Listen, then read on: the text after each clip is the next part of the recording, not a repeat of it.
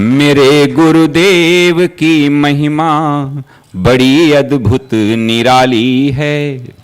मेरे गुरुदेव की महिमा बड़ी अद्भुत निराली है भर जाती वो सब झोली जो जन्मों से ही खाली है भर जाती वो सब झोली जो जन्मों से ही खाली हैं।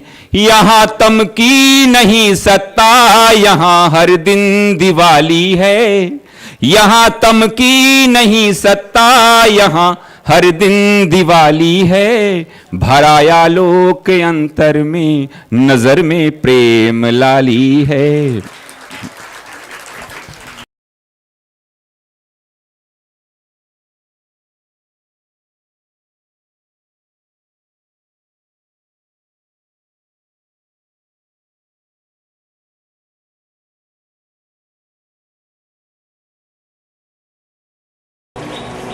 ओम सहना भवतु सहनौ भुनक्तु सह वीर्यं करवावहै तेजस्विनावधीतमस्तु मा विद्विषावहै। ओम शांति शांति शांति। शंकरं शंकराचार्यं केशवं बादरायणं सूत्रभाष्य कृतो वन्दे भगवन्तो पुनः पुनः। ईश्वरो गुरुरात्मेति मूर्तिभेद विभागिने व्योमवद्व्याप्तदेहाय दक्षिणामूर्तये नमः। सदाशिवसमारम्भां शंकराचार्यमध्यमाम् अस्मदाचार्यपर्यन्तां वन्दे गुरुपरम्पराम्। श्रुतिस्मृतिपुराणानाम् आलयं करुणालयम् नमामि भगवत्पादं शंकरं लोकशंकरम्। भोग्यमिच्छन् भोक्तुरर्थे शरीरमनुसञ्ज्वरेत् ज्वरास्त्रिषु शरीरेषु स्थिता न त्वात्मनो ज्वराः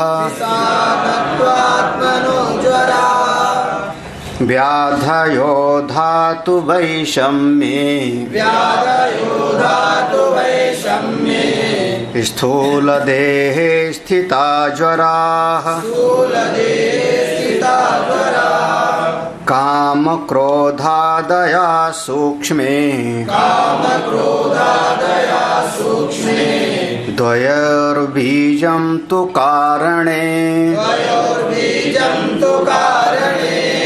अद्वैतानन्दमार्गेण परात्मनि विवेचिते अपश्यन् वास्तवं भोग्यम् किं नामेच्छेत् परात्मवेत् आत्मानन्दोक्तरीत्यस्मिन् जीवात्मन्यवधारिते भोक्ता नैवास्ति कोऽप्यत्र शरीरे तु ज्वरा कुतः।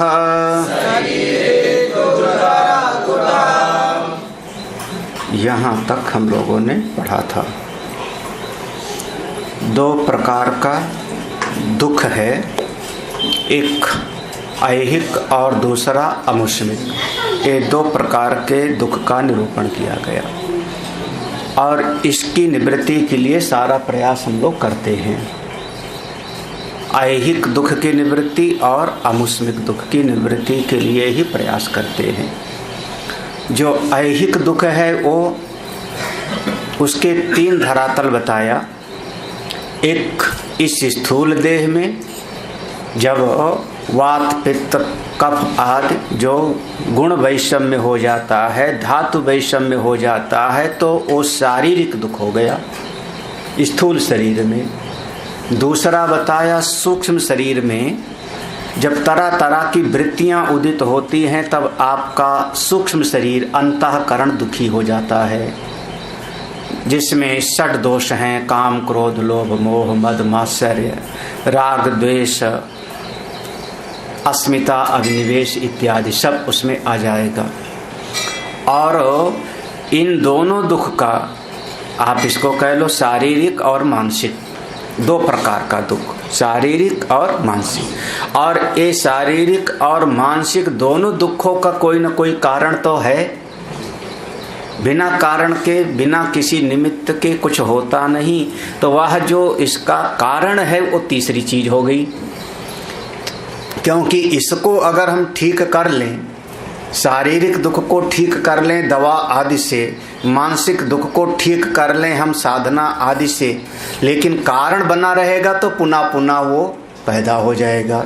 जड़ बनी रहेगी तो कभी भी अंकुर उसमें से निकल आता है।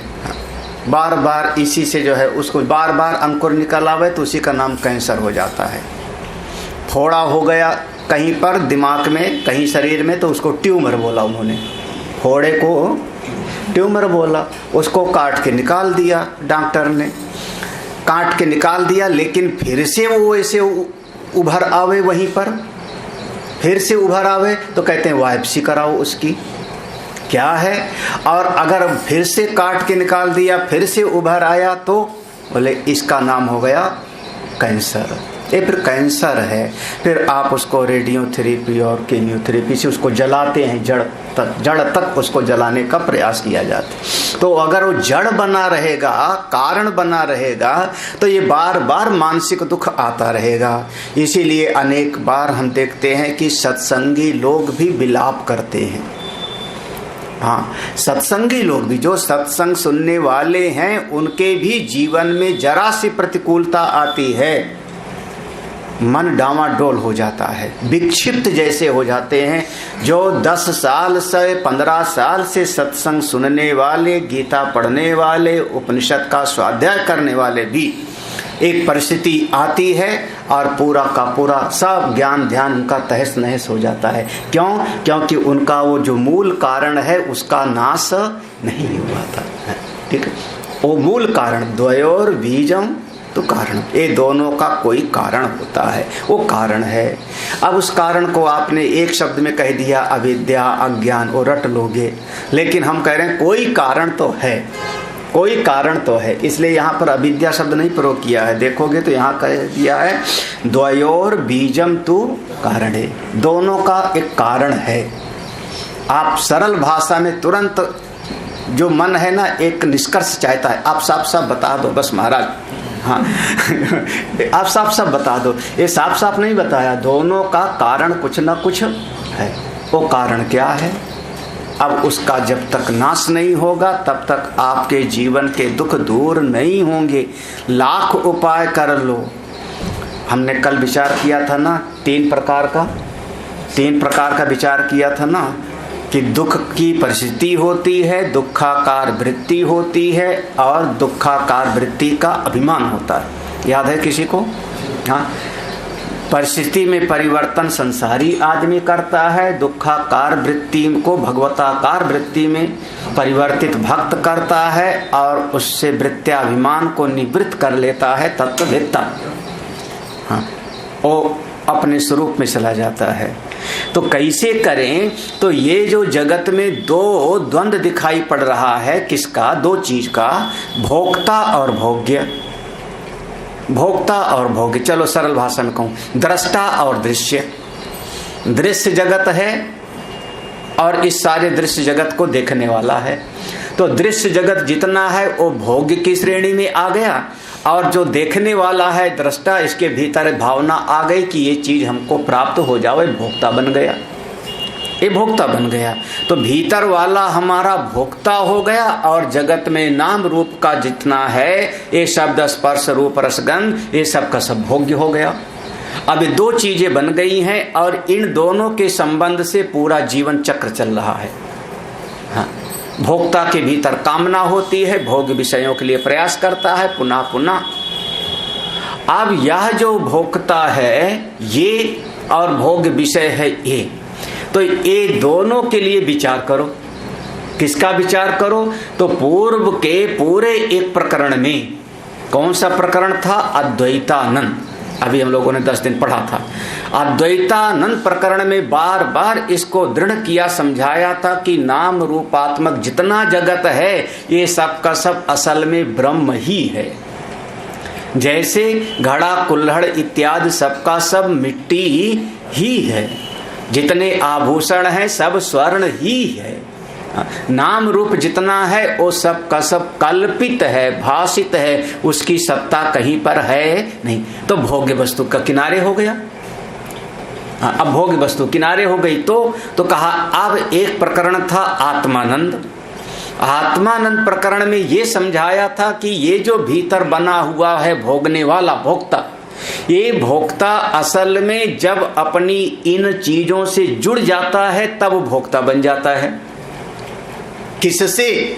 नेत्र के साथ जुड़ गया तो देखने की इच्छा हो गई, कान के साथ जुड़ गया तो सुनने की इच्छा हो गई, और इस सारी उपाधियों को किनारे कर दे हुए तो इंद्रिय रूपी उपाधि को, शरीर रूपी उपाधि को, मन रूपी उपाधि को, सारी उपाधियों को अगर किनारे कर देता है तब यह जो भोक्ता बना था इंद्रियों के सवारा तादात्म्य करके, अब ये भोक्ता नहीं रहा बल्कि ये शुद्ध चेतन हो जाएगा।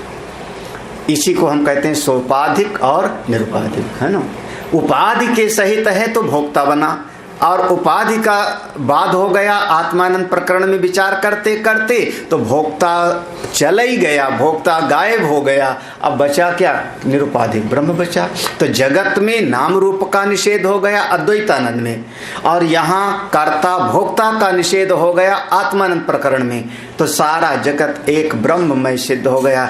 अब किसका दुख? कौन सा दुख? अब दुख की सत्ता कहाँ रही? कहाँ दुख की सत्ता रही? जैसे किसी ने कहा मैं बहुत दुखी हूं, तो अब आप इस ज्ञान को नहीं धारण किए, भोक्ता बन गए हो। तुरंत ध्यान रखना, मैं दुखी हूं यानी कौन बन गए अब आप? भोक्ता। अभी आत्मानंद प्रकरण को समझा नहीं। हाँ। जैसे कहा कि ये चीज हमको पसंद नहीं खाने में, हाँ, कौन बन गए अब आप? भोग्य वस्तु पर दृष्टि चली गई। भोग्य वस्तु पर दृष्टि चली गई ना, तो नाम रूप पर चली गई ना दृष्टि। जब नाम रूप पर दृष्टि चली गई भोग्य वस्तु पर, तो अभी अद्वैतानंद प्रकरण को ठीक से पढ़ा नहीं था, यही ना। नहीं, हमको तो जो है चाय में चीनी नहीं है, पकौड़े क्यों बना दिया सवेरे सवेरे तेल घी वाला?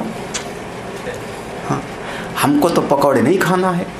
अरे भैया नहीं खाना है तो अब आपकी दृष्टि क्षुधा की निवृत्ति पर नहीं है, इस शरीर की दृष्टि कहाँ चली गई? जीवा के स्वाद पर, ठीक है ना। जीवा के स्वाद पर गई, और जीवा के स्वाद पे गई तो आप बन गए भोक्ता, और वहां पर भोग्य वस्तु का अस्तित्व सामने हो गया, आप संसारी हो गए। बिल्कुल आप संसारी हो गए, एक क्षण में आप संसारी हो गए, बिल्कुल।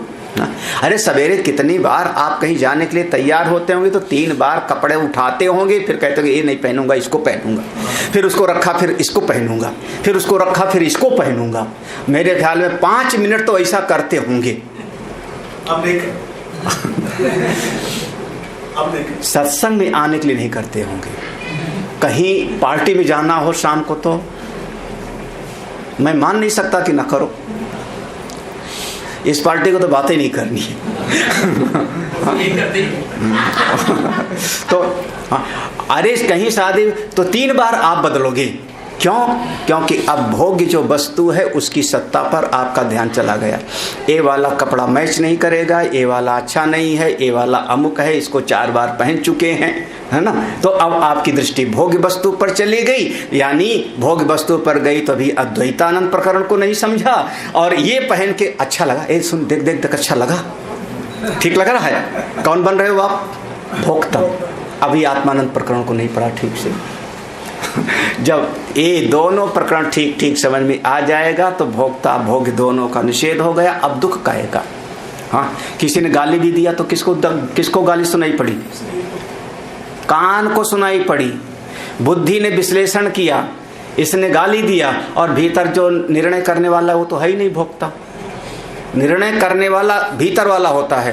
कान सुनता है, मन उस बात को सुन करके बुद्धि को ट्रांसफर करता है, और बुद्धि पूर्व के अनुभवों के अनुसार उसका विश्लेषण करती है। ये शब्द पहले सुना है कि नहीं सुना है, और ये शब्द अगर सुना है तो इसका मतलब क्या होता है।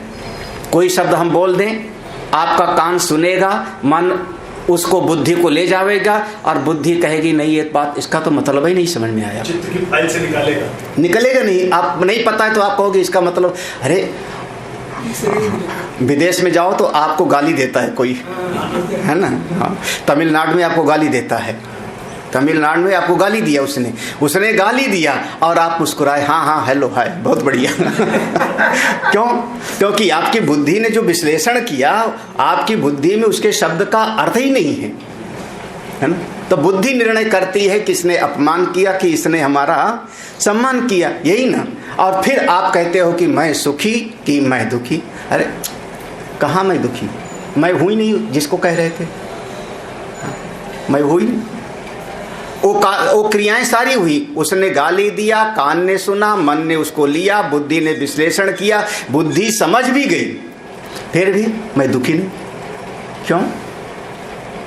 महाराज श्री वाली कहानी सुनी कि नहीं?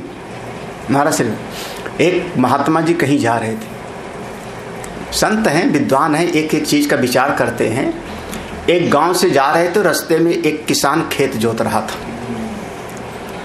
2 बैल बंधे हुए हैं और उसके पीछे पीछे चल रहा है, हाथ में ओढ़ लेकर के डंडा। दिन भर वो, आप लोग घूमने जाते हो पार्क में, खा खा के जो है इतनी चर्बी बढ़ा लिए हो। वो किसान आदमी दिन भर वो घूमता है वहीं 10 बिस्वा खेत में। अब वो घूम रहा है, और वो बैल जब चलते नहीं तो उसको गाली देता है बैलों को। हाँ, ससुरा तेरा गुसैया मर जावे, हाँ तेरा यो मर जावे, तू जो भी गाली दिए जा रहा है, डंडा मारता है, गाली देता है। हाँ, ओ महात्मा जी बगल से गुजरे, उनके कान में सुनाई पड़ा तेरा गुसैया मर जावे। ये बैल का मालिक कौन है? गोसाई बैल का मालिक कौन है? तो यही तो है जो हल चला रहा है, यही तो है। और जब ये कह रहा है कि तेरा गुसैया मर जाए, मालिक मर जाए, माने गाली किसको दे रहा है? अपने को दे रहा है। हाँ। तो उन्होंने कहा, ए भैया, ए सुन सुन सुन। उसने हल रोक करके आके प्रणाम किया, महाराज बड़ी कृपा, आपके दर्शन हो गए, आपके दर्शन हो गए। जी महाराज क्या कहें? बोले ये जो तू गाली दे रहा है, माँ बहन की गोसैया, ये गाली किसको लग रही है? किसको लगती है? गोसैया मर जावे, ये गाली किसको लगी? अब उसका माथा चकराया, क्योंकि गाली देते समय सोच थोड़े रहा था। अब माथा चकराया तो उसने कहा, महाराज जिसको समझ में आती है उसी को लगी। यानी आपको समझ में आई, आपको लगी। हम तो बोल देते हैं बस। तो अब लोग किसको लग रही गाली? बोले उस वृत्ति को जो भोक्ता बन रहा है, अहम दुखी तत्ववेत्ता के भीतर वो वृत्ति नहीं आती। बस परिस्थितियाँ सब वैसे हैं, घटनाएं सब वैसे घटती हैं, मैं सुखी मैं दुखी नहीं होता। अगर इस सत्संग को सुना है तो इस लोक का हो गया, इस लोक का निरूपण हो गया। ठीक है, एक कल तक हो चुका था, आगे अब परलोक में चलो। अब परलोक के लिए याद रखना, परलोक के लिए क्या? आप मरे तभी स्वर्ग देखे। हाँ, अब यहां पर अकल मत लगाना। अतीन्द्रिय विषयो वेदाः प्रमाण। जो इंद्रियों से परे चीजें हैं उनके निरूपण में वेद ही हमारे प्रमाण हैं। ठीक है, ये आप सिद्धांत याद रखना। वहां तर्क मत लगाना, वहां शास्त्र प्रधान है। यज्ञ में हम आहुति देंगे तो हमको पुण्य मिलेगा। कैसे कैसे आप तर्क करो। वो तो कह रहा है घी जला दिए, आप घी जला दिए, गेहूं जला दिए, चावल जला दिए। हाँ, वो तो ये कह रहा है घंटा भर बैठ करके आप धुएं खाए, पुण्य कैसे मिला? बोले वेद प्रमाण है, वेद प्रमाण है। हमने भगवान की स्तुति की, आपको पुण्य मिला। कैसे? तर्क वितर्क एक जगह पर किनारे, शास्त्र प्रमाण है। मेरे लिए शास्त्र प्रमाण है, वेद प्रमाण है। अरे एक साइंटिस्ट का रिसर्च होती है, वो प्रमाण है। आपका तर्क वितर्क नहीं। पृथ्वी में गुरुत्वाकर्षण है, क्यों है? तर्क वितर्क करो, तर्क वितर्क करो। कैसे करोगे? क्या होगा? बोले है तो है तो है बस। हाँ, अमुक दवा शरीर में ऐसे काम करती है, क्या तर्क वितर्क करोगे? सब वैक्सीन क्यों लगवाए? क्या तर्क वितर्क करें? करती है तो करती है। वायरस घुस जाता है तो घुस जाता है। कहां से घुसता है? नाक से कि मुंह से? कहां से घुसता है? जहां से भी घुसता है घुस जाता है। अब इसमें हम क्या जाने? हाँ, तर्क वितर्क नहीं। तर्क वितर्क वहां किया जाता है जो ये रुमाल को हम धोएं, साबुन से धोएं कि सर्फ से धोएं, इसमें तर्क वितर्क कर लो, इसमें तर्क वितर्क कर लो। इस रुमाल को अगर हमको फाड़ना है फाड़ दें, या इससे पोंछा लगावें, या इसको हाथ में रखें, इस पे आप विचार कर लो, इस पर विचार कर लो, है ना। लेकिन जब कोई ऐसी चीज आती है जो हमारी इंद्रियों के परे की बात है, तो वहां पर तर्क वितर्क काम नहीं चलता। आप कुतर्क को किनारे रख के शास्त्र प्रमाण पर। हाँ, अब हमारे ऋषि ने तो कह दिया कि आपके यहाँ जो बेटा पैदा होता है पुराना कर्जा लेने आया है ना, ऐसा वर्णन आया है। हाँ, ऋणानुबंधी, लो शास्त्रीय शब्द है ऋणानुबंधी। पूर्व में आपने कर्जा ले लिया था और उसको चुकाया नहीं था, तब अब इस जन्म में आपने खूब कमा के इकट्ठा किया, और हमारा घर में हमारा भाई बंधु मित्र बन करके आया और वो बराबर करवाता। अब इसके लिए प्रमाण ढूंढो, तर्क वितर्क करो। क्या है? शास्त्र प्रमाण, शास्त्र प्रमाण है, शास्त्र प्रमाण है ना। जब हमारे सामने कोई ऐसी बात आती है तो वहाँ शास्त्र ही प्रमाण है। हाँ, विज्ञान की भाषा में उसकी अपनी रिसर्च प्रमाण है। आपका तर्क वितर्क वहाँ भी नहीं चलेगा, वहाँ भी तर्क वितर्क नहीं चलेगा। हमारे अध्यात्म में वेद प्रमाण है। तो परलोक में जब चर्चा आई, जैसे स्वर्ग की चर्चा आई, किसी ने कहा कोई स्वर्ग वर्ग नहीं है, यही सब स्वर्ग है। अरे यही स्वर्ग है तो मरो, हमको क्या करना है? हमारा प्रवचन क्यों सुनने आए हो? हाँ, जाओ। हाँ, लाखों लोग हैं नहीं सत्संग सुनते, यही स्वर्ग है, जाओ मरो। जब मरोगे तो खुद पता लग जाएगा। हम काहे के लिए कोई हमने ठेका ले रखा है सबका? हाँ, ऐसा समाज में कोई कहने वाला मिल जाएगा कि सब यही स्वर्ग नरक है। महाराज यही स्वर्ग नरक है तो हमारा उपनिषद सुनने कर ले आपको राम राम। हाँ, हमारा उपनिषद सुनना है तो शास्त्र प्रमाण है। शास्त्र में लिखा है कि स्वर्ग है तो मैं मानता हूँ। हमने देखा होगा कई जन्मों में, क्या पता, नरक भी देखा होगा, क्या पता, लेकिन आज का अनुभव नहीं है। लेकिन फिर भी शास्त्र की बात को मैं ज्यों का त्यों मानता हूँ। हाँ, किसी ने कहा कोई प्रेत उरेत नहीं। अरे है, क्यों नहीं होते प्रेत? भूत होते हैं, प्रेत होते हैं, चुड़ैल होती हैं, शाकिनी डाकनी होती हैं, सब होती हैं। हाँ, लंबे लंबे बाल, सफ़ेद कपड़े, हाथ में मोमबत्ती की लालटेन सब होती हैं, बिल्कुल होती हैं। मैं मानता हूँ। क्यों? क्योंकि धुंधकारी प्रेत बना था, लिखा हुआ है ना। धुंधकारी क्या बना था? प्रेत बना था। तो हमारे शास्त्र में लिखा है होते हैं, बिल्कुल होते हैं। शास्त्र में कठोपनिषद में शब्द आया है एयम प्रेते। अब जिसको तर्क वितर्क करना होगा करे। हमारे अद्वैत सिद्धि के रचनाकार मधुसूदन सरस्वती को प्रेत की बात आई। इतने महान पुरुष, अद्वैत सिद्धि के रचनाकार श्री मधुसूदन सरस्वती जी। सुना कि नहीं कहानी? नहीं सुनी? अरे वो गायत्री का पुरस्चरण करते थे।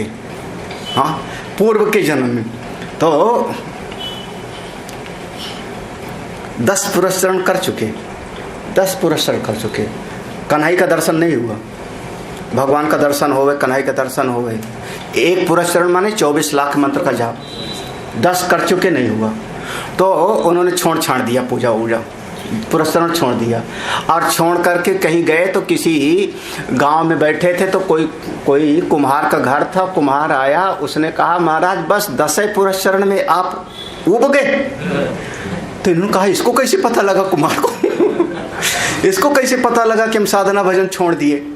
हाँ, इसको कैसे पता लगा? तो उन्होंने पूछा तुमको कैसे पता लगा? तो उसने कहा हमको एक प्रेत सिद्ध है, और प्रेत जब कभी कोई मेरे घर पे आता है तो प्रेत आके हमको बता जाता है कि ये ऐसा है, इसकी ये मनोकामना है, इसके मन में ये भाव है, इसलिए आया है, इसलिए आया है। आप आए तभी वो प्रेत आके बता गया। उन्होंने कहा ऐसा कोई मंत्र बता कि हम प्रेत ही सिद्ध कर ले मैं मैं कह रहा हूँ अद्वैत सिद्धि पढ़ोगे, पढ़ने में समझ में नहीं आएगा एक लाइन, हाँ 2-4 पंक्ति नहीं समझ में आएगी। उनका लिखा हुआ ग्रंथ, हमारे परम श्रद्धेय परम पूज्य महापुरुष प्रेत, वो कुम्हार ने मंत्र बता दिया और प्रेत सिद्ध करने वाला मंत्र जपने लगे, वो सारा अनुष्ठान करने लगे। 4-6 महीना हो गया, प्रेत भी नहीं आया उनके सामने प्रेत भी नहीं आया। फिर वो आए कुम्हार के पास में, उन्होंने कहा वो तो प्रेत भी नहीं दिखाई पड़ रहा है हमको, आप बताओ। तो उसने प्रेत ने कुम्हार से कहा कि ये महात्मा ने इतना गायत्री का जाप किया है कि इनके पास मैं जाता हूं तो जलने लगता हूं। हाँ, तो इनको मैं कभी दिखाई नहीं पड़ूंगा, तुमसे बात करता हूं, इनके पास जाऊंगा तो मैं जलता हूं। इनकी साधना इतनी, अब वो साधना दिखाई पड़ रही क्या? हाँ, नेत्र से नहीं दिखाई पड़ रही। तब उन्होंने कहा अच्छा उस प्रेत से पूछो क्या करूं मैं? तो प्रेत ने कहा कि महाराज आप पूर्व के जन्म में आपने कुछ ऐसे कार्य किया था जिससे 11 गौ हत्या का दोष लगा था आपको, जिसमें एक पुरस्चरण में एक गौ हत्या का पाप मिट गया, 10 मिट गए थे, एक ही रह गया था। अगर एक बार और कर लेते आप ना, तो आपकी मनोकामना जो आपके भीतर भाव था पूरा हो जाता। आप तो 10 में उब गए और एक छूट गया था, वही हाँ वही एक और कर लो। उसके बाद फिर से वो अपनी साधना में लग गए। तो मैं प्रेत को मानता हूँ, देखो मैं प्रेत को मानता हूँ, बिल्कुल मानता हूँ, लेकिन अभी हमने देखा नहीं आज तक, हमने आज तक देखा नहीं है प्रेत, लेकिन मैं मानता हूँ। हाँ क्यों मानता हूँ? हमारे शास्त्र में उनका वर्णन है, लेकिन मैं जानता हूँ कि मेरे सामने वो नहीं आ सकता। प्रेत की कोई बिसात नहीं कि मेरे सामने आवे। जैसे एक छोटा सा सिपाही और शहर के एसपी के सामने क्या करेगा? प्रेत बना तो खराब कर्मों के कारण प्रेत बना ना, अपराध करने के कारण तो प्रेत बना। और आप गीता हाथ में लिए हुए हो, उपनिषद हाथ में लिए हो, गले में माला पहने हो, तो आप तो उससे 10 गुना अच्छे हो। तो एक सिपाही एसपी पर हुक्म कैसे चलावेगा? तो प्रेत आपके सामने आपका कुछ नहीं बिगाड़ सकता। अगर गले में माला है, आपके पास गीता है इत्यादि, तो नहीं आवेगा सामने, लेकिन होता है। उसकी सत्ता में मेरा भरोसा है। इसका याद रखना, जो हमारे वेद में लिखा है मैं उस पर दृढ़ विश्वास है मेरा। अभी कोई ऐसी चर्चा हुई व्हाट्सएप पर हमारे महामंडलेश्वरों के ग्रुप में, तो किसी ने कोई बात कही तो हमने कह दिया भगवान भाष्यकार की पंक्ति पर मेरा दृढ़ विश्वास है, बस एक लाइन, इसके खिलाफ कुछ नहीं सुन सकते। तो सामने वाले उनका दृढ़ विश्वास तो मेरा भी है ये मंडलेश्वरों के बीच की बात थी। तो इसको कहते हैं प्रमाण बुद्धि। आप जो शिष्य होते हैं उनकी अपने गुरु में प्रमाण बुद्धि होनी चाहिए। अगर प्रमाण बुद्धि नहीं होगी तब आपको ये ज्ञान टिकेगा नहीं। और प्रमाण बुद्धि के लिए जरूरी है कि दोष बुद्धि ना होवे। माता पिता के प्रति सुहृद बुद्धि होती है, लेकिन कोई दोष बुद्धि भी होती है, इसीलिए प्रमाण के रूप में स्वीकार नहीं होता। सुहृद बुद्धि है, माता पिता मेरा भला चाहते हैं, बिल्कुल भला चाहते हैं, लेकिन पक्षपात करते हैं। एक क्या हो गया? दोष बुद्धि हो गया। भाई को ज्यादा दे दिया, एक क्या हो गया? दोष बुद्धि हो गया। दोष बुद्धि के कारण फिर वहां प्रमाण बुद्धि नहीं होती। जिसमें भी इतना भी दोष बुद्धि हो जाएगा, समझना आप उसकी बात को प्रमाण बुद्धि से स्वीकार नहीं कर पाओगे। शास्त्र के हिसाब से समझो तो धर्मराज युधिष्ठिर भगवान श्री कृष्ण से ज्ञान नहीं प्राप्त कर पाए। क्यों? क्योंकि उनके भीतर जरा सा सुहृद बुद्धि है, भगवान मेरे रक्षक हैं, लेकिन इतना सा दोष बुद्धि है कि मैं तो सत्यवादी हूं और ये तो जीवन में कभी सत्य है बोले नहीं। उसके बाद फिर भगवान लेके पितामह भीष्म के पास गए, सरसैया पर पड़े हुए उपदेश दिलाया ना। दोष बुद्धि अगर इतना भी होगी तो प्रमाण बुद्धि से नहीं स्वीकार कर पाओगे। इसीलिए कहा, क्यों कहा कि गुरुर् ब्रह्मा गुरुर् विष्णु गुरुर्देवो महेश्वरा। आप विचार करो। हाँ, और ध्यान देना, वहां गुरु को जो है शरीर बुद्धि से नहीं देखा, वहां क्रिया को आधार बन लेकर बनाया ना। ब्रह्मा कैसे? शरीर थोड़े ब्रह्मा है, शरीर विष्णु नहीं है, क्या उनकी क्रिया का आलम्बन लिया है। जैसे ब्रह्मा उत्पत्ति करते हो ज्ञान की उत्पत्ति करते हैं, जैसे विष्णु रक्षा करते हो ज्ञान की रक्षा करते हैं, जैसे शिव प्रलय करते हैं ऐसे वो अज्ञान का नाश करते। क्रिया का आलम्बन लेकर के ये श्लोक लिखा ना, शरीर का आलम्बन थोड़े है, देह आलम्बन नहीं। तो आगे का मैं कहना चाह रहा हूं, प्रमाण बुद्धि से स्वीकृत जो लिखा है सो सत्य। और आपको अगर तर्क वितर्क करना है तो चलो 3 शरीर का विचार कर लो, 5 कोष का कर लो, ये शरीर कैसे बना, आंख कैसे काम करती, कान कैसे, खूब विचार करो। विचार की कोई कमी नहीं है। हमारे यहाँ तो इतने प्रश्न हैं जितना प्रश्न आप सोच नहीं सकते हो। उतने प्रश्न ऋषियों ने पहले से सोच के रखा है। हाँ, ब्रह्मसूत्र में कुल 555 सूत्र हैं, 555 सूत्र हैं ब्रह्मसूत्र में। उसमें 4 अध्याय हैं, चारों अध्याय के 4-4 पाद हैं, कुल 16 हो गए और 555 सूत्र हैं और 191 अधिकरण हैं। अधिकरण 191 अधिकरण। प्रत्येक अधिकरण का 5 प्रमुख विषय होता है, संगति, विषय, संशय, पूर्व पक्ष और सिद्धांत। ये 5 प्रमुख विषय होता है। कहने का मेरा ये मतलब है कि 191 तरह के प्रश्न हो सकते हैं। वो 191 जो अधिकरण है वो 191 प्रश्न हैं, उपनिषद को लेकर के, वेद को लेकर के, आपके लोक परलोक जन्म पुनर्जन्म को लेकर के 191 तरह का संशय है जिसका निराकरण ब्रह्मसूत्र में किया गया है। आपके मन में तो 10-20 भी प्रश्न नहीं होगा। मैं छूट तो देता हूं, जिसको पूछना पूछो तो, हाँ, तो 10-20 भी प्रश्न नहीं निकलेगा।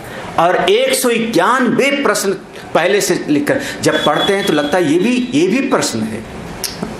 तो शास्त्र पर हमारी अटूट श्रद्धा हो, अटूट श्रद्धा हो, अखंड विश्वास हो। शास्त्र में लिखा कि यज्ञ करने से स्वर्ग मिलता है, बिल्कुल मिलता है। पुण्य होता है, गौ की सेवा करने से पुण्य होता है बिल्कुल, हम मानते हैं।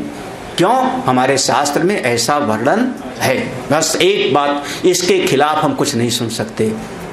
हम शास्त्रनिष्ठ हैं, शास्त्र के अनुसार हम तर्क वितर्क कर लेते हैं। शास्त्र के खिलाफ हम कोई तर्क वितर्क सुनने के लिए तैयार नहीं। अगर उसमें वर्णन है कि स्वर्ग है तो है, नरक है तो है, बिल्कुल। जीव जाता है तो बिल्कुल जाता है। हाँ। और अगर शास्त्र अगर इतना है कि नहीं शास्त्र तो पढ़ेंगे लेकिन स्वर्ग नरक नहीं मानेंगे, तो फिर अब आप फिर इस ज्ञान का आनंद नहीं ले पाओगे। फिर ये ज्ञान आपके लिए वो वृक्ष होगा जो बांझ होगा, जिसमें फल न लगे। हाँ, ठीक है, वृक्ष खड़ा है, फल लगा ही नहीं, गाय पाला, दूध मिला नहीं, बछड़ा है नहीं, तो आपके भीतर जो बुद्धि में समझ होगी वो सबका सब बांझ होगा। क्यों? क्योंकि आपकी शास्त्र निष्ठा में कहीं ना कहीं दोष आ गया। हाँ, तो इसलिए यही कारण है, आप जाके विश्वविद्यालय में देखो, अच्छे अच्छे प्रोफेसर जो है विलाप करते हैं, रोते हैं। फिलॉसफी के प्रोफेसर, दर्शन शास्त्र के विद्वान, पढ़ाने वाले, रीडर लोग, हाँ, जो आपको पीएचडी की डिग्री दे देंगे न्याय दर्शन, वैसे वो भी जरा सी घटना हो जाए तो विक्षिप्त हो जाते हैं। हाँ, क्यों? क्योंकि बस उनका जो है, क्योंकि ये बुद्धि में ज्ञान है, जानकारी है, वो जीवन में उतनी श्रद्धा निष्ठा नहीं। हम आगे पढ़ लेते हैं, ठीक है। अब सरल सा है, कोई ज़्यादा कठिन नहीं है आगे का। परलोक का है तो फिर बस जो लिखा है वो पढ़ लो, और क्या, समझाने की जरूरत ही नहीं है। इस श्लोक वाला हम 2 दिन से समझा रहे हैं ना, इस श्लोक वाला 2 दिन से तो वही समझा रहे हैं। इस श्लोक वाला आपका अनुभव है। जो इस श्लोक वाला पढ़ाया 2 दिन, वो तो बिल्कुल सही लगता है ना। ऐहिक दुख है ना, शरीर को, सूक्ष्म शरीर को, दोनों का कारण वो तो बिल्कुल भी सही लगता है। बस उतना ही समझ लो, काफी है। पुण्य पाप द्वये चिंता, दुःखममुष्मिकं भवेत्,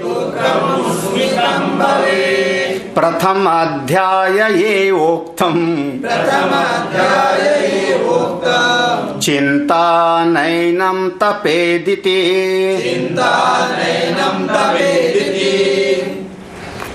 ये जो आनंद प्रकरण शुरू हुआ था, आनंद प्रकरण याद है ना, 3 प्रकरण है, विवेक प्रकरण, दीप प्रकरण और आनंद। आनंद प्रकरण का पहला वाला था योगानंद, ब्रह्मानंद के अंतर्गत पहला वाला था ना योगानंद। योगानंद प्रकरण में प्रथम, नीचे श्लोक, नीचे पंक्ति देखना, प्रथम अध्याय ये उक्तम, पहले अध्याय माने योगानंद प्रकरण में ये बात पहले ही बताई जा चुकी है। क्या बताई जा चुकी है? कि पुण्य पाप द्वये चिंता, परलोक के लिए 2 प्रकार की विचारधारा चलती है। जीव के मन में चिंता होती है, किसको आधार बना के? पुण्य और पाप।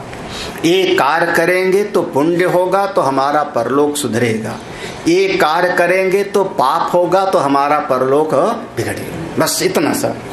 हेतु बनेगा आपकी क्रिया, हेतु बनती है आपका क्रिया। यज्ञ कर रहे हो तो पुण्य है, गौ सेवा कर रहे हो तो पुण्य है, तलवार लेके गर्दन काटा तो वो आपका हो गया पाप, आग जल लगा दिया घर में तो हो गया पाप। तो क्रिया आपकी हेतु बनती है, और उस आपकी क्रिया से एक अपूर्व नाम की शक्ति पैदा होती है।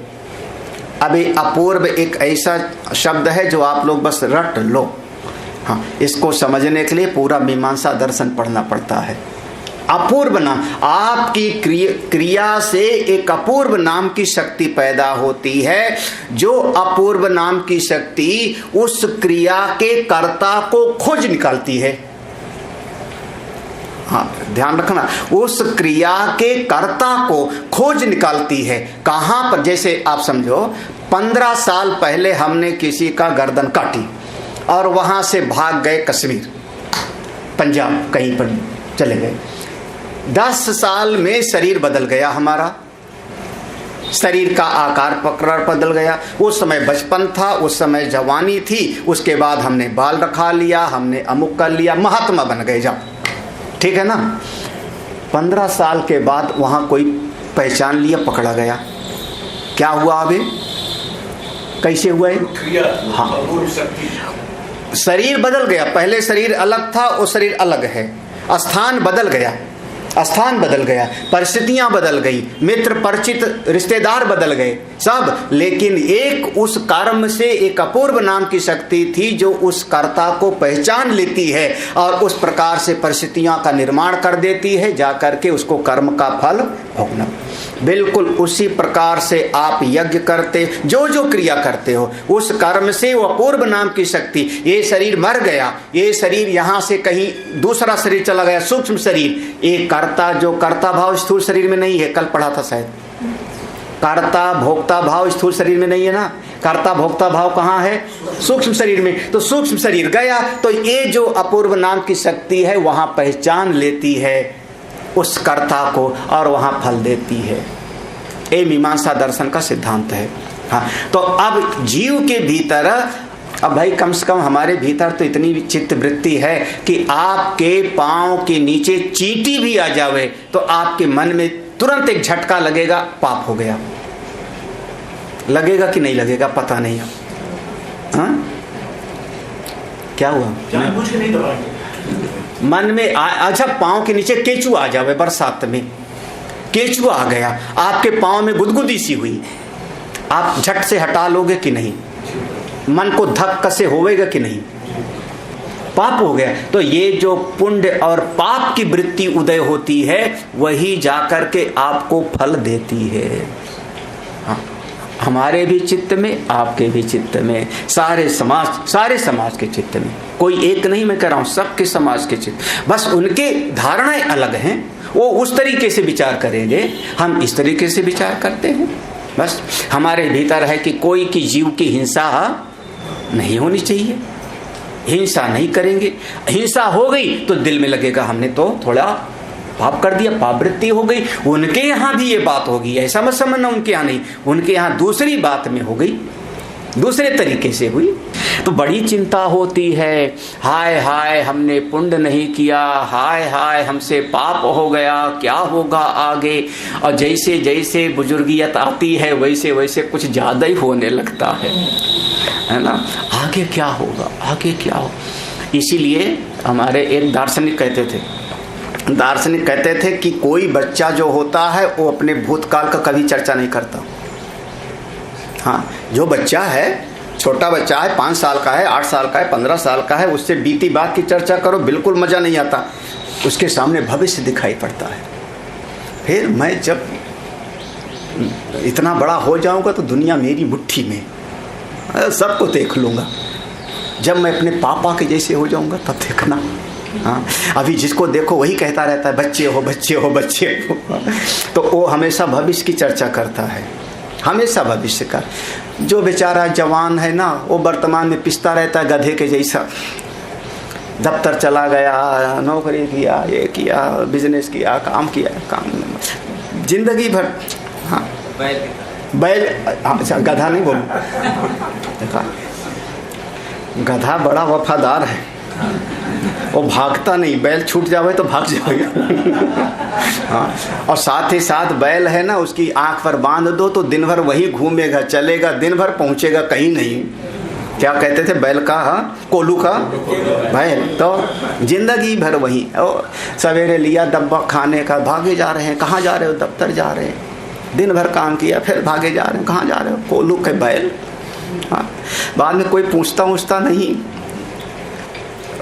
वही दफ्तर, वही फाइल, और वही फाइल में वो सारे वर्डिंग भी वही होते हैं, केवल नाम, तारीख, एड्रेस, अमाउंट, यही सब चेंज होता है, लगभग सब है ना, वही काम, वही।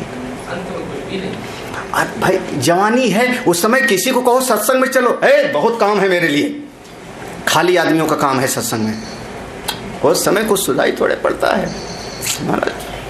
ओ अब शरीयत की एक खनक होती है, हाय हाय।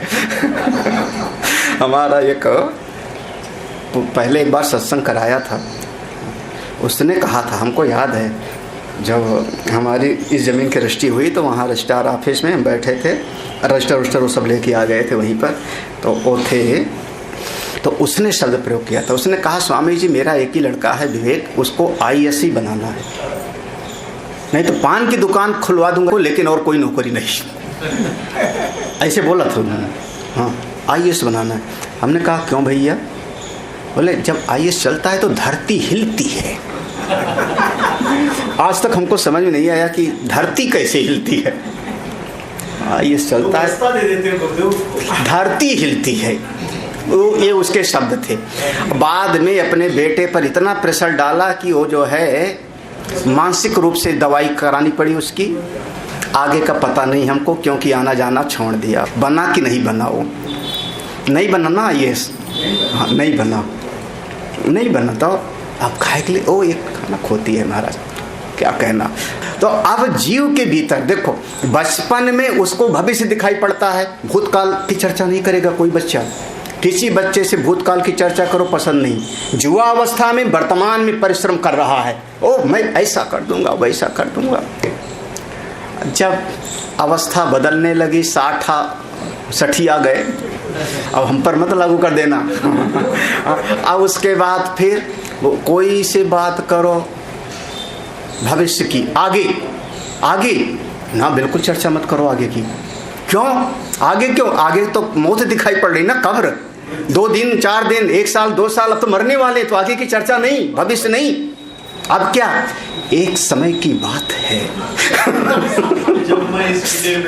जब मैं इस जिले में मेरी पोस्टिंग थी और ऐसा उस समय पर एक ऐसा हुआ कि सारा विभाग हलचल में मच गया था। एक समय की बात है कि गांव का पूरा गांव को हमने कायाकल्प कर दिया। तो अब 60-65 के बाद में भूतकाल की अरे पुराने लोगों के साथ बैठ जाओ। एक जमाने की बात है, 1 रुपया का सेर भर घी आता था, वो भी जमाना था। तो सब बुढ़ापे में भूतकाल की चर्चा। क्यों भूतकाल की? क्यों? हाय हाय, अच्छे कर्म किया नहीं, जब शरीर छूट जाएगा तो फिर क्या होगा? जो करना था, अरे एक गौदान करवाई लेना। और बच्चे कहते हैं, अब बच्चा जवान हो, कहता है अभी हमको गाय हो में ज्यादा रुचि नहीं है। अब बुढ़ा आदमी कहता है अरे पंडित जी का भोजन ही करा दो, सत्यनारायण की कथा करा लो। घर के लोग सुनने के लिए तैयार है। क्यों? क्योंकि आगे दिखाई पड़ रहा है जिंदगी भर तो पुण्य कर्म किया नहीं, अब आगे क्या होगा? तो आगे की बात हमने वहां पर उस आदमी को बहुत सताया था, उसकी हाय लगेगी। तो आप आगे क्या? हमसे वो गलती हो गई थी, पाप हो गया था, बैतरणी में जाएंगे तो क्या होगा? नरक गए तो क्या होगा? तो भविष्य के तो अब जो हेतु है, क्रिया है, वो पुण्य और पाप है, और उसका परिणाम है सुख और दुख। तो वो परिणाम में हमको स्वर्ग नरक सुख दुख क्या मिलेगा, इसकी घोर चिंता होती है। पुण्य पाप द्वय चिंता। हाँ देखो, पुण्य से होगा सुख और पाप से होगा दुख। अमुष्मिकम, आगे जाएंगे तो बड़ी चिंता होगी। ये जो प्रथम अध्याय में इस बात का निरूपण किया गया है, आप पक्का समझना। चिंता ना एनम विद्वान, एनम तत्ववेत्ता। एनम माने इस ज्ञानी को, ए ब्रह्मवेत्ता को, जिसके मन से भोक्ता और भोग दोनों बाधित हो चुका है, उसको इस प्रकार की चिंता बिल्कुल सताती नहीं। ना एनम चिंता तपेत धन इति। हाँ, तपेत माने इस प्रकार की चिंता उसको नहीं तपाती। आगे क्या होगा, स्वर्ग मिलेगा कि नहीं, दुख नरक से बचेंगे। क्यों? किसको सताती है? जो इस ज्ञान को धारण नहीं कर। आगे श्लोक। अब इसी बात को अब शास्त्र से सिद्ध करते हैं। यथा पुष्कर पर्णेस्मिन् अपां श्लेषणं तथा वेदनातूर्ध्वमागामी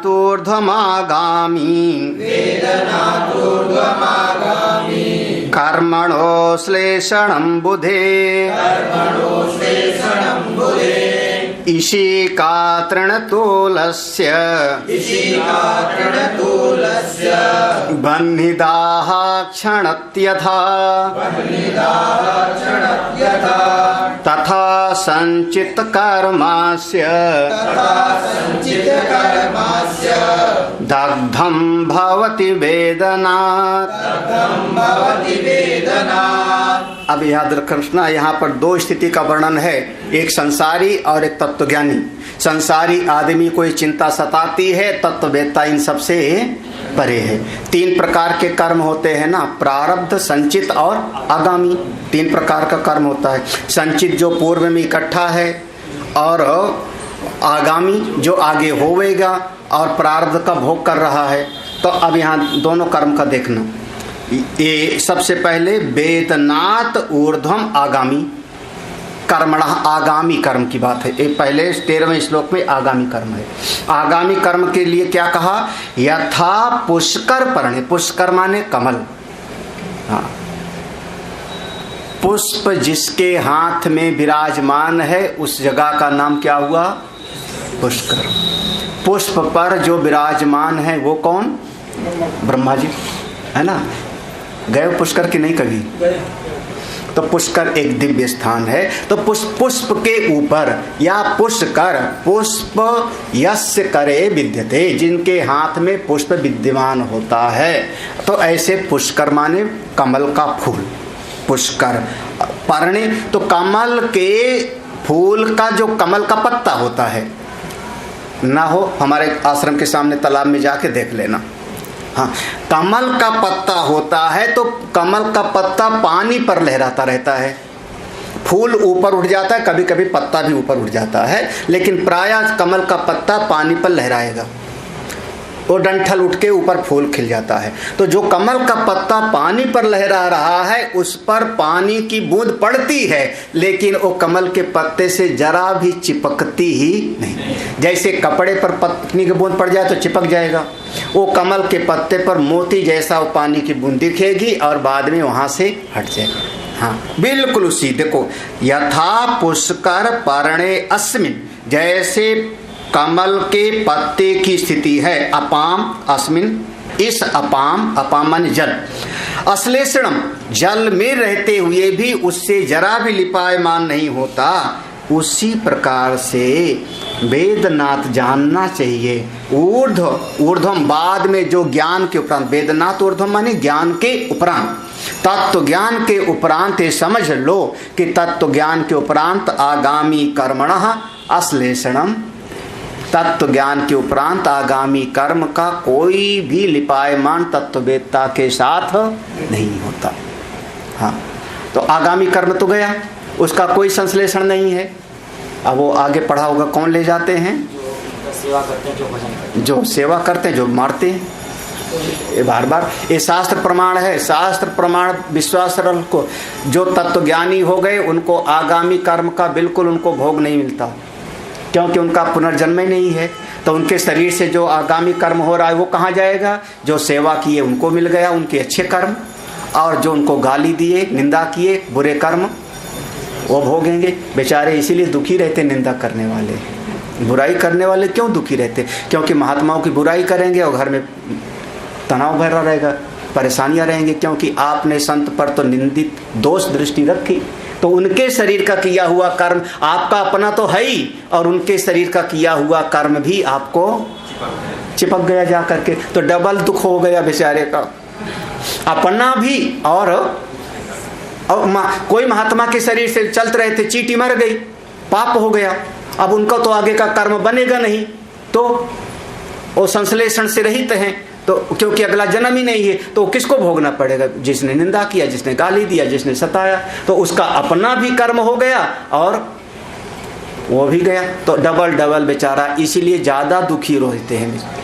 जो बिल्कुल संतों से लेना देना नहीं, वो कम से कम कमाए खाए मस्त रहते हैं, और जो संतों की निंदा करते हैं वो डबल दुखी बेचारे। कई बार देखोगे ऐसा, अनुभव में आपको दिखाई पड़ जाएगा, अनुभव जन्य बातें आप समझो। अब आगे है जो संचित कर्म है, वो जो इकट्ठा है। बोले एक दिन हम अलाव के सामने बैठे थे, सर्दी में गांव में अलाव जगा ला देते थे, अरे महात्मा लोग ऐसे देख लेते थे, आग जला लिए, 3-4 बच्चे बैठे थे, तो बच्चे जो है ऐसे कोई डंडी ले करके, पतली सी डंडी घास फूस की, उसमें जो चिंगारी है ऐसे लाल लाल अंगारा है उसमें लगाते हैं, तो जैसे जैसे लगाते हैं वो जलता जलता जल भस्म होता चला जाता है। सनई है कोई भी डंडी घास फूस का, ऐसे ये हम लोगों का खेल होता था, आज के ज़माने के लोग नहीं समझेंगे। अब महात्मा जी ने कहा ऐसे जैसे वो डंडी लगाया तो भस्म होता जाता है, ऐसे बिल्कुल इसी का तृणतूल से, इसी का माने वही डंडी, डंडी फूस की डंडी, और वही फूस की डंडी का जैसे आपने बन्ही दाहा उस अग्नि से लगाया, क्षणक यथा उसी क्षण वो जल जाता। तथा संचित कर्म, बिल्कुल उसी प्रकार से तत्ववेत्ता के जितने संचित कर्म थे, जिस क्षण ज्ञान हुआ उसी क्षण दग्धम भवती, सारे कर्म संचित कर्म सबका सब लो, ना आगामी रहा ना संचित, तो ज्ञान के साथ भस्म हो गया। आगामी को तो बांट देंगे, वो दोनों ले जाएंगे, सेवा करने वाले और गाली देने वाले, तो अब जो प्रारब्ध शरीर भोग करके खत्म कर लेगा, तो आगे जन्म कैसे होगा? जब रहा ही नहीं कुछ, तो जब रहा ही नहीं तो काहे का जन्म? हाँ भाई, ना तो जेब में पैसा है और ना मन में इच्छा है, दो बातें, ना जेब में पैसा ना मन में इच्छा, तो आप बाजार क्यों जाओगे? क्या करेंगे? ना जेब में पैसा है और ना मन में इच्छा है। आज तक हमने लक्ष्मण मेला नहीं देखा है, 30 साल हो गया होगा लखनऊ में, लक्ष्मण मेला हम नहीं देखने गए। यहाँ एक मेला लगता है, यहाँ एक मेला लगता है लखनऊ में, हमने नहीं देखा। क्यों? इच्छा ही नहीं, इच्छा ही नहीं है। क्या क्या जाने। हाँ, बल्कि वहीं भैंसाकुंड में बैठे रहते थे दिन दिन भर। तो ना इच्छा है ना पैसा है, क्यों जाओगे आप मेला? क्यों जाओगे? इच्छा होगी तो पैसा ना होवे तो भी चलो कम से कम बाजार से देख क्या बढ़िया जो है वो बना रहा मिठाई, है ना? तो हाँ, ना जेब में पैसा ना कोई काम, ना तो क्यों जाएगा वो? तो ये जो तत्वज्ञानी है, अब क्या हुआ, उसके कर्म रूपी पैसा रहा नहीं जेब में, और भोक्ता पालना तो चला गया, तो कामना भी नहीं रही, तो अगला जन्म काहे का? कहाँ से? गीता पढ़े हो ना कभी? नहीं पढ़े? पढ़े हो? 2 श्लोक पढ़ो फिर। यथैधांसि समिद्धोऽग्नि भस्मसात् कुरुतेऽर्जुन ज्ञानाग्नि सर्वकर्माणि भस्मसात् कुरुते तथा यस्य नाहं कृतो भावो बुद्धिर्यस्य न लिप्यते हत्वापि सैमान् लोकान् न हन्ति न निबध्यते।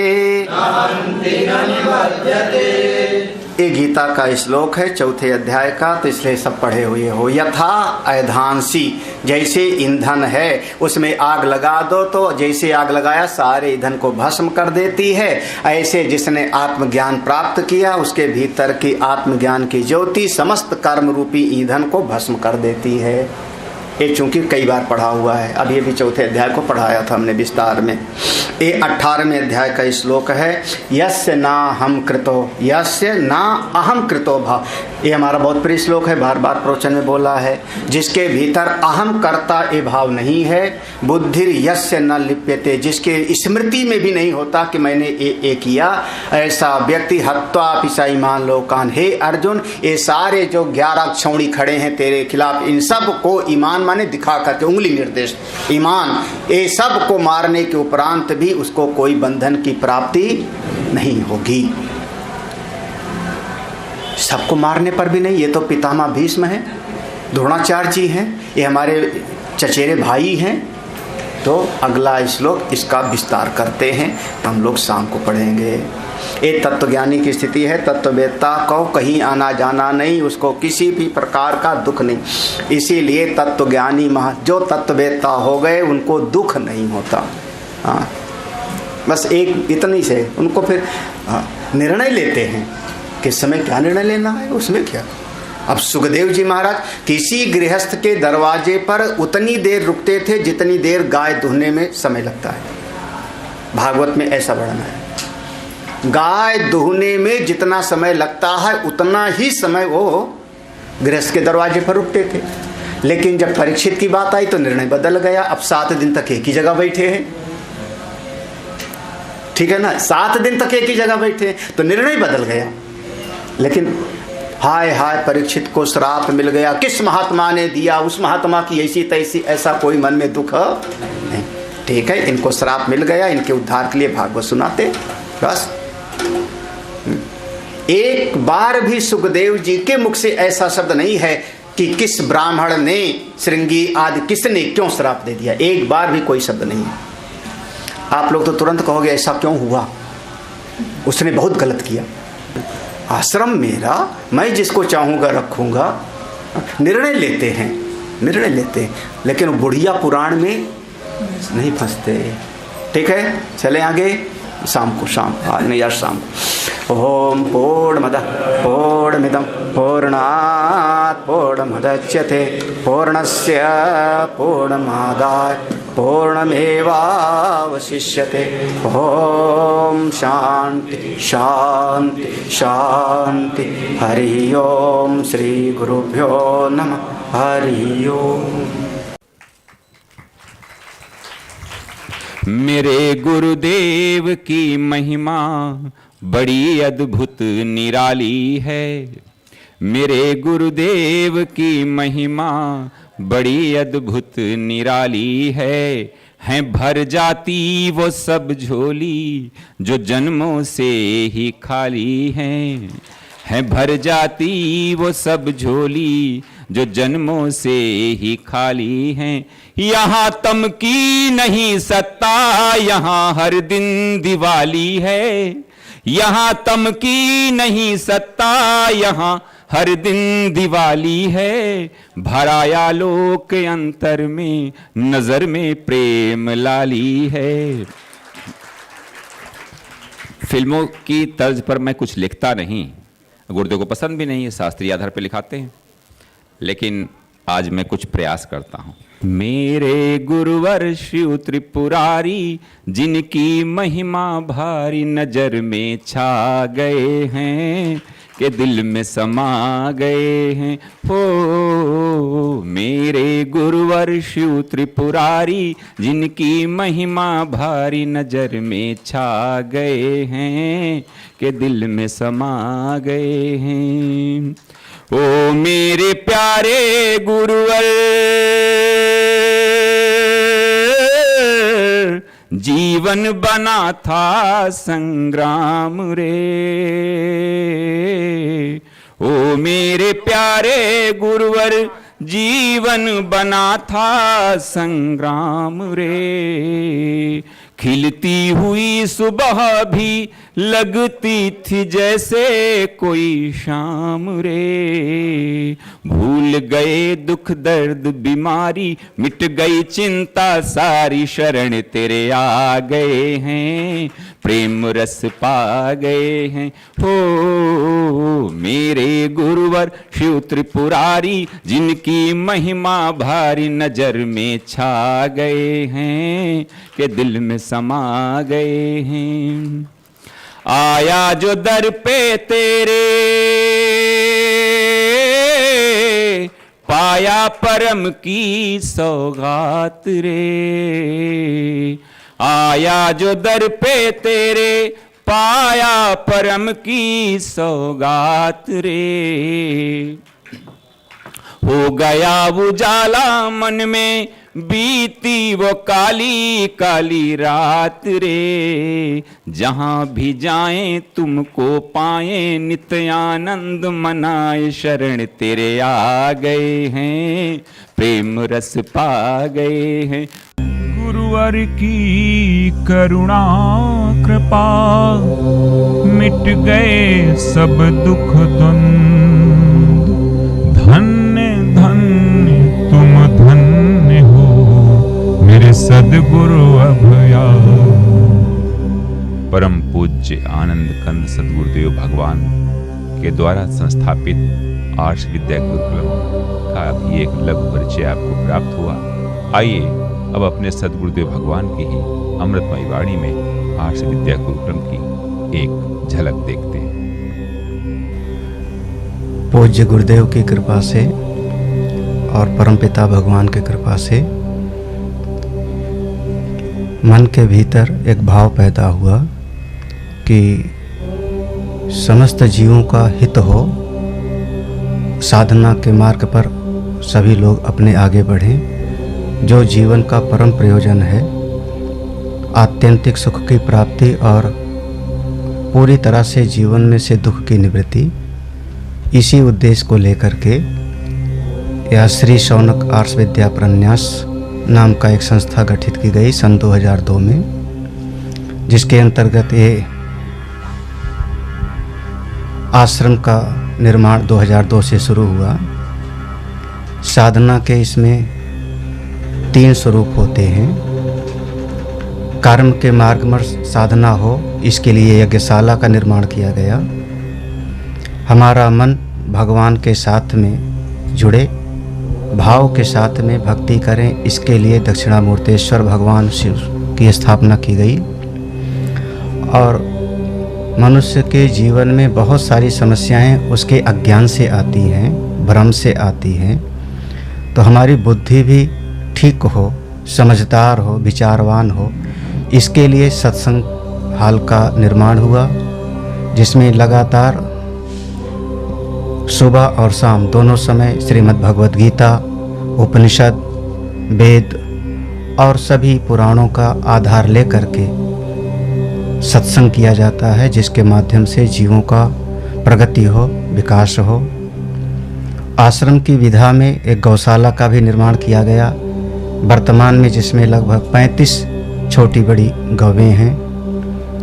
जब तक कोई भी व्यक्ति भारतीय संस्कृति में संस्कृत विद्या को, संस्कृत भाषा को नहीं समझेगा, तब तक शास्त्र में और वेद में प्रवेश नहीं होगा। इसलिए बच्चों से ही यह संस्कार आगे बढ़े, इसके लिए संस्कृत पाठशाला बनाई गई, जिसमें संस्कृत विद्या का ज्ञान प्रदान किया जाता है। और इन्हीं बच्चों में से कोई न कोई आगे बढ़ कर के ब्रह्म विद्या को प्राप्त करता है, करेगा, जिसका जीवन परम कल्याणकारी होएगा, उसके अपने लिए भी और समाज के हित लिए भी।